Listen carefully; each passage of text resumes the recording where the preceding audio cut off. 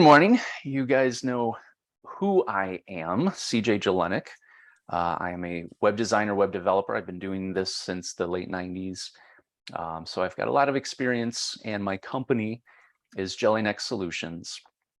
And the last presentation that I did about 3 months ago, I talked about JellyNeck Solutions, and in that presentation, I covered 3 different things. So first was who we are. So you met the team that makes up JellyNeck Solutions. I talked about what we do, and that is that I built a product called Ocular CMS, a website platform, upon which I provide services of semi-custom and custom design websites. And then lastly, I touched very briefly on who we help, which in my case are both clients and strategic partners. And today I want to focus on that, the clients and strategic partners. That's why I mentioned for the nugget, who's your strategic partner. So to put it another way, Kurt, you might get a kick out of this because you did this previously. Who can you connect me to? So that's why I am doing this. On the client side of things, I'll cover clients and then partners. So on the client side of things, I thought it would be helpful to list some characteristics of my typical client, so that if you meet somebody, you have a business, you have a contact at a certain business, maybe one of these characteristics helps jog your memory and say, oh, maybe I should connect them with CJ. So that's why I'm doing this. First and foremost, it's almost always that they're on a budget. That is one of the primary reasons why people are referred to me, is because I can provide affordable prices. And the reason I can do that is because I'm a developer, I'm a coder, I make software, I make things that help me be more efficient at my job. And so I can, go through a project much quicker, and I can charge a little bit less. So I am competitive in terms of pricing. Another characteristic of most of my clients is that they like to hire small businesses. They like to hire locally. Not everybody is local, obviously some are outside of the Chicagoland area, but they like to hire small businesses, shop local. I get this a lot, a client who says, I've just had a really bad experience with my provider meaning, web designer, web developer, web administrator, somebody who's managing their web presence. It could be that they've been unreliable, they're responsive to their emails, or it takes them forever to get back to them. Maybe they were a freelancer to begin with, and now they took on a full-time job, so they're AWOL. But I get that a lot. Their current provider is just not doing it for them. And also, a lot of providers make really big promises and really high expectations. And oftentimes my clients just feel that their website is not living up to those expectations. So they're looking for something better that is going to match their expectations. Usually it is that they want a new website, but it is often the case that a client already has a website, but they're just not happy with it. It's outdated, it looks old, needs a fresh look, a redesign. It's slow. It looks great, but it's slow and it's not ranking well in Google. A lot of reasons, but it doesn't have to be just a brand new website, meaning they've never had a website and I'm doing their first website for them. It could be that they already have a website and they're looking for a new website. The experience level ranges, I say, from Luddite to tech savvy. And you know what that means. That means, the Luddite's the person that is not very tech savvy.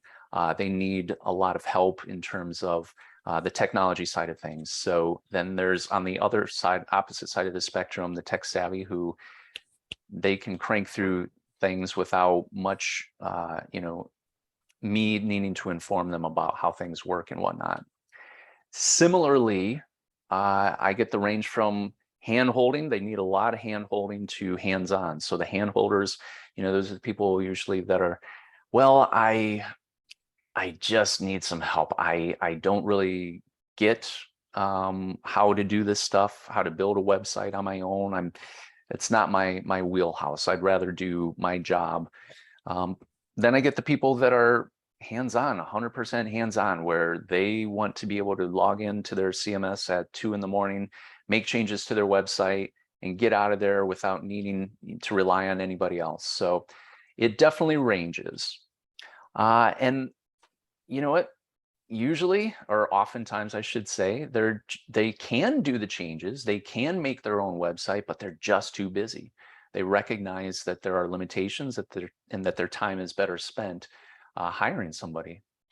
And finally, this is a really important distinction, which is that I don't necessarily have any niches or particular categories that I provide services for. It's across the board. So I like to say industry agnostic, because I get that a lot. When a client is, interested in my services, they say, so have you ever done a website for the such and such industry? And it's not necessarily the industry, because all businesses have the same goals. We have goals, we have target audiences, we have things that we need. So I can accommodate those in whatever respective industry it is. So that's a very important characteristic that I will review some industries in a little bit that are common that I've seen. But in the meantime, my clients tend to fall under a handful of different types, and the main one is the small to medium business. These are industries, like I said, I'm industry agnostic, but I tend to see a lot in particular industries like real estate, so I get real estate agents, healthcare, chiropractors, dentist offices, pulmonology offices, massage, Reiki studios, and so on. From the legal perspective, I get solo practicing attorneys to, nice sized firms. Retail is the mom and pop store on the corner that sells items. Maybe they don't have a website and they need one, or maybe they do have a website but they're not selling online, so they need it to be e-commerce. So these are things to keep an eye out for. Blue collar services, meaning plumbers and window cleaners or house cleaners and so on. These are people that rely heavily on search, Yelp and Google and reviews and all that. And so a website is critical. B2B, just that. So other businesses that provide services to other businesses. The second type is nonprofits. So that's your typical, charitable organizations like Real Estate to the Rescue, chambers of commerce. I do a lot of chamber websites, which is really nice because I have a membership module that they can take advantage of. Exactly what you see on the BBR website with the business directory, the member directory. That's the membership module that I've built into Ocular CMS. So chambers do very well with that feature. Business associations, Pulaski Elston Business Association, Bedford Park Clearing Industrial Association, you get the idea, some business associations. And then last but not least are the solopreneurs. So these are typically, somebody working out of the home office, it's just them. But these are my primary types of clients that I work with. On the partner side, the strategic partners side, I also came up with a list of characteristics so that you can hopefully identify somebody that you meet and say, this seems like the type of person that I should introduce to CJ. So first and foremost, I define my partners very simply. This is just a quick test to be able to see if they actually would be a good partner for me or not. And that is simply that my partners provide a service that in one way or another touches a website. In one way or another, it touches a website. So they're providing services. If it's a contractor, construction, they provide services to clients, but it doesn't touch a website. But a copywriter provide services that oftentimes that content goes onto a website. So that's a good rule of thumb to keep in mind when you're trying to think of who is a good, person or a business to connect me with. Oftentimes I notice that my partners don't necessarily have the technical experience to build the website. They're focused more on the creative or the marketing or the strategy or whatever it is, and they don't necessarily have that technical expertise to be able to build it, or they do, but their time is better spent subcontracting that out. So that's another thing to look for. And oftentimes, actually usually, my partners are a one-stop shop. So they hire the subcontractors to accommodate the different areas of that project needed for that one particular project. And I might be one of those subcontractors.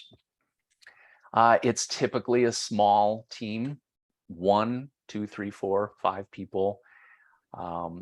They've oftentimes called me up and said, I'm trying to find a vendor for this particular project of a client of mine, and I'm just getting quotes that seem pretty high.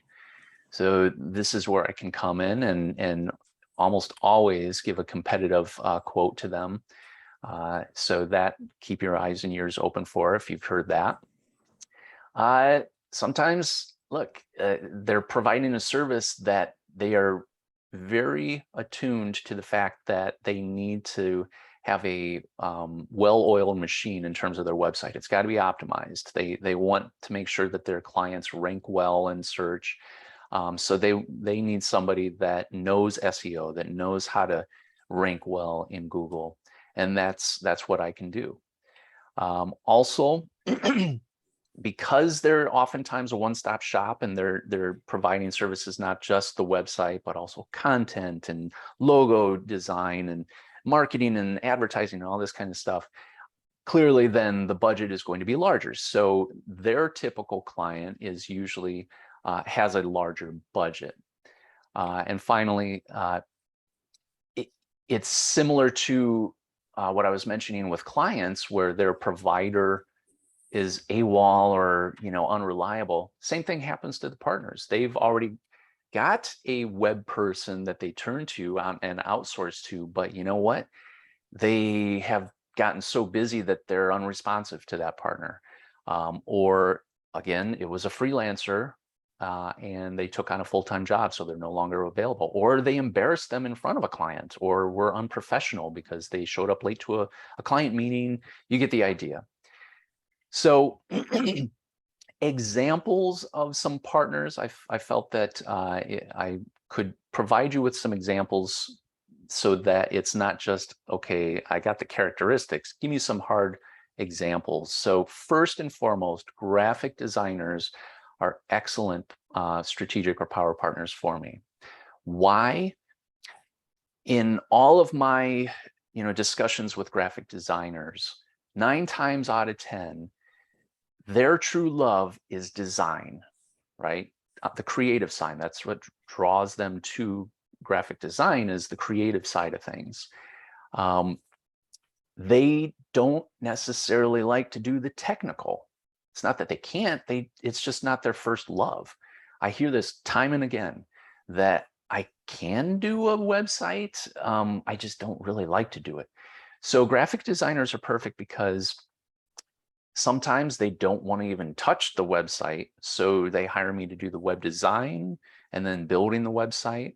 Sometimes they do the web design and then they hand off the files to me to build the site, because the web design is very different from web development. Design is more creative, development is more coding. And that's oftentimes what graphic designers just want to avoid if they can. Similarly, web designers, believe it or not, they're great power partners because even though most can do the technical, oftentimes I see that they don't necessarily want to dive too deep in the technical. They can do some high-level technical stuff, but when it comes to the back-end coding, they're more the creative side. They want to stay on the creative side rather than go on the coding side. Oftentimes, not always, but for those that do want to hand off a design and have me build it, I'm there for them. Marketers, same kind of concept where they're putting together a campaign for their clients, and for some reason their campaign needs a website, and perhaps that client doesn't have a website, so of course I would be there to build one, or they do have a website, but this campaign is involving something functional that they want to utilize, or you get the idea, and they need a new website. Or the website just looks outdated and they definitely need to refresh it. Advertisers, same concept, providing a service that touches a website, so maybe there's a need for a website. Copywriters, same thing, they're writing content, usually ends up on a blog or on a page, where the content goes. Social media providers, same idea, they're working with a client to do social media and realize, ooh, they've got a really horrible website. And business consultants are great partners because they're either dealing with a startup, which a startup by definition means they don't have a website to begin with, or they're dealing with an existing website client that already has a website, and they're trying to get to the next level by working with this business consultant. So maybe part of the process of getting to this level is taking a look at that website and saying, you know what, it was great for where you were, but let's upgrade this website to get you to where you want to be. And so those are great power partners as well. I can integrate with a partner's process in a few different ways. And this is very important because I'm basically part of their team.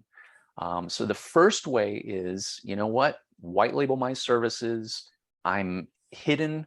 I'm not even visible to the client. So that's where I am contracted with the partner directly. I don't interact with the client at all because that partner is my primary point of contact. They're the ones that are hired by that client, and they're simply subcontracting out to me, and I work directly with that partner.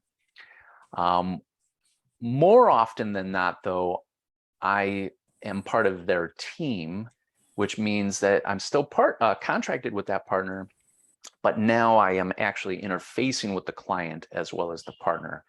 So that's what I prefer, because in our meetings, then we're all present. And if a client brings up a question about something technical with the website, well, I'm right there to answer that question. And then we can brainstorm together to come up with the perfect solution for that client. And sometimes that partner just doesn't want to deal with being deal with subcontracting and project management, so they just refer. So this is obviously where they would say, hey, client, I want to introduce you to CJ, and then I contract with the client, do my thing with the client. The client works, independently with that partner. But since we're working on the same project, I can always communicate with the partner, to touch base and to make sure that we're on the same page. So these are the three primary ways that I integrate with the process of my partners. So in summary, what I'm looking for, two things. I'm looking for referrals to potential clients and introductions to potential strategic partners. So any of those characteristics or examples that I gave, if any of those ring a bell, please introduce us. Here's my contact info, CJ JellyNeck, JellyNeck Solutions. Thank you very much.